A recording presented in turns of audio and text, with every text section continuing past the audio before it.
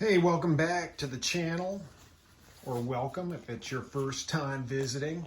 Here we are in the Urban Express zone, and our goal is to take this stock Urban Express and see what we can do to make it faster while keeping it stock. At least that's the plan. It may change, but right now the plan is to just keep it stock and or original, I guess. So as you can see, I've gone ahead and got into the belt and transmission area. And of course, probably the first thing that you want to do is get a new drive belt. And this is a new AX31 belt. You could go with Treatland has basically a copy of the stock belt, which is a little wider but about the same length as the AX31. And of course there's many other belt choices. I happen to have a new AX31 laying around, so I'm going to use that, which is better than the stock belt which was on it, which is worn down to thinner than the AX31. And then the other area we're going to concentrate on are these rear pulleys. And I'm going to take this apart. I got it off with the help of an impact wrench, because this nut on the end can be difficult to remove. You can remove it with a strap wrench setup where you have a strap wrench holding the clutch. And actually there's a clutch wrench you can use as well. But believe me, for Urban Express repairs and working on other bikes, the impact wrench is going to save you a lot of time and heartache, because not only can you get the clutch off real easily with an impact wrench, but you can get the variator off and on very easily with an impact wrench, as well as the wheels. The axle nuts can sometimes be a bear to remove. So anyways, without further ado, let's continue taking the clutch apart. And I've got an impact wrench and a special socket for that. You can also get that off by hand, but I've done it before and I don't think I'll ever do it again. So I've got this 39 millimeter axle nut. This is basically a socket for a car. And I'm going to take that. And remember, this is there's a spring in here, a clutch or a contra spring, keeping this under tension. So when you remove this nut, this could spring off and whack you in the face. So you may want to avoid that. I'm going to get my impact wrench set up and I'll be right back with you so you can watch what's going to happen next. Now it is possible to clean out these pulley halves without taking this apart, but I'm going to take it apart to make life hopefully easier.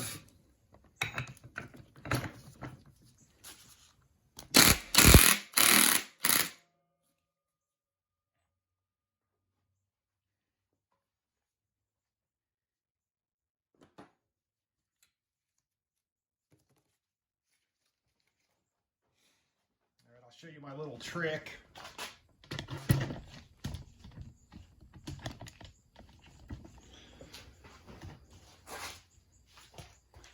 I'm going to stick it under the carpet and let's get a rubber mallet. There we go. And we can avoid whacking ourselves in the face. All right, let's adjust the camera. Okay, it's been a little while since I've done this, but our next move is to pop this collar off. Let's see, how much room do we have? We could get in there, but it's going to be easier to do this if I can pop this collar off. I think. Give me 1 second. Okay, let me turn off the fan. Okay, that was a little bit of a battle. What I ended up doing, this it's called the seal collar right here, and you have to get that off to get the rest of it off. So I took a screwdriver and tapped on it with a rubber mallet and went around until it finally freed. Oop, there goes one of the keepers. Let's not lose that, right? It comes in 2 parts. So there's another one. I think there's at least one more. Keep all this stuff together. And we may need to sand this down, so there's another keeper there. This one fell out. So let's just take a small screwdriver and let's see here. Maybe. Yeah, there we go. Should just fall out.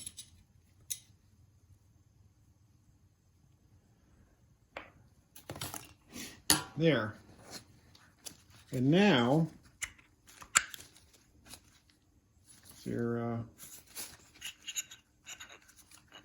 we can pull that apart. There. I'd also pulled out the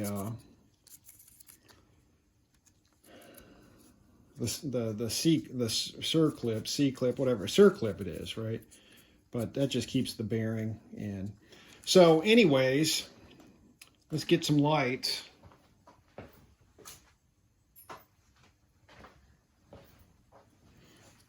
You can see all this corrosion and rust, and we can clean that out.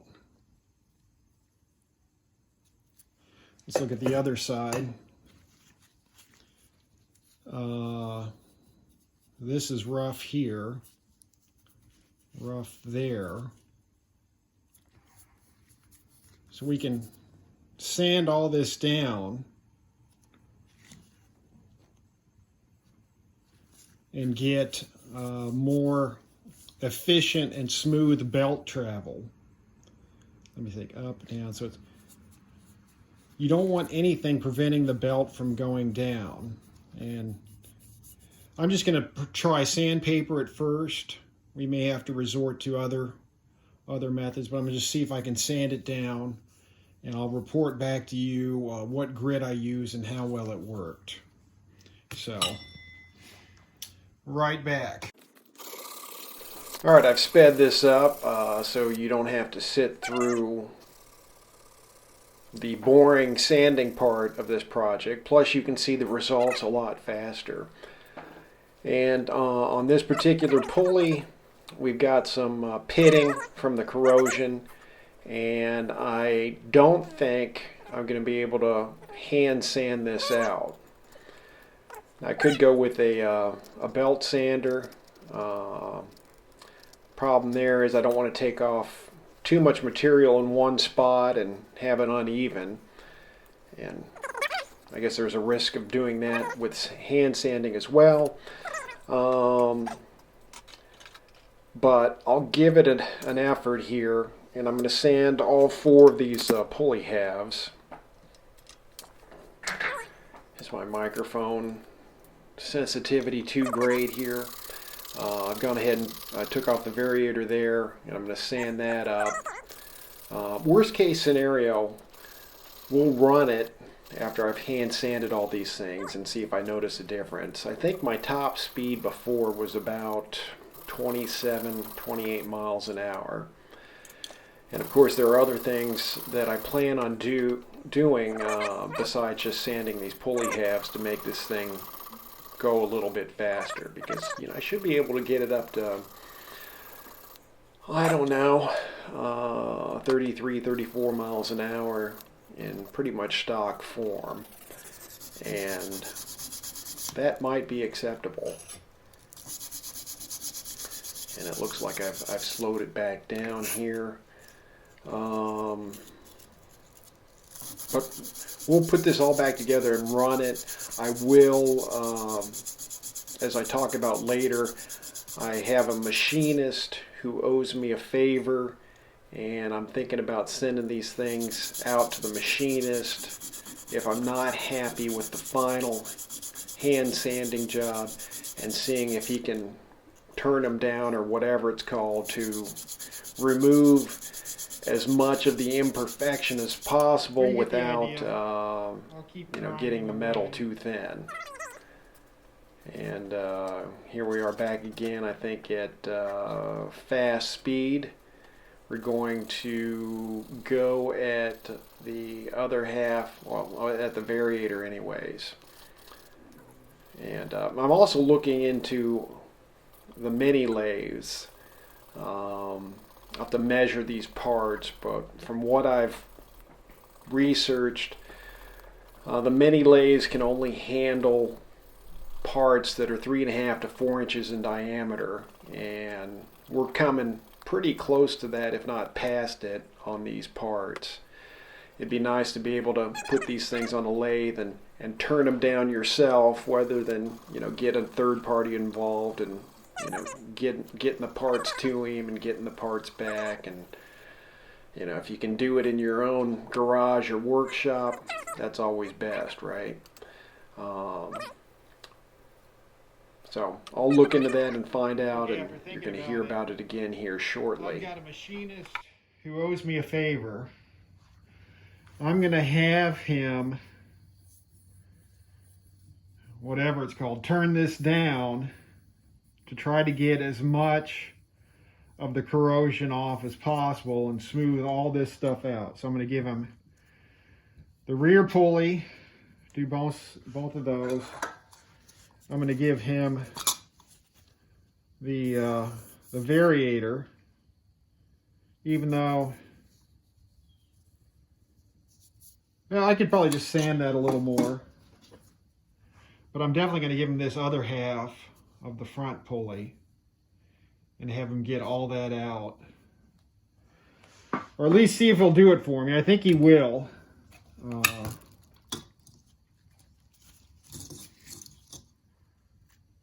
I could probably just put in a little more elbow grease on this.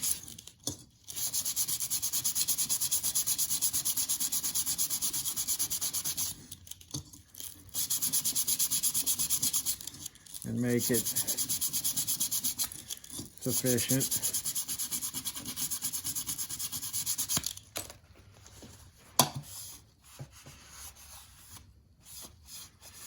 Or I could have him make it look brand new.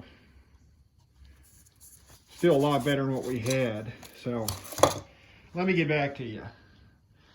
And I could probably have him quote me a price to do this, because I've got some local friends here and other ones. He might do the first one for free for me, but if it's reasonable, I mean, considering you can buy this for 80 bucks, 80 or 90 bucks, and that's just a quarter of what needs to be done. I mean, if he could do everything for 100 bucks, I think that would be reasonable, and ship him a few sets. I'll let you know.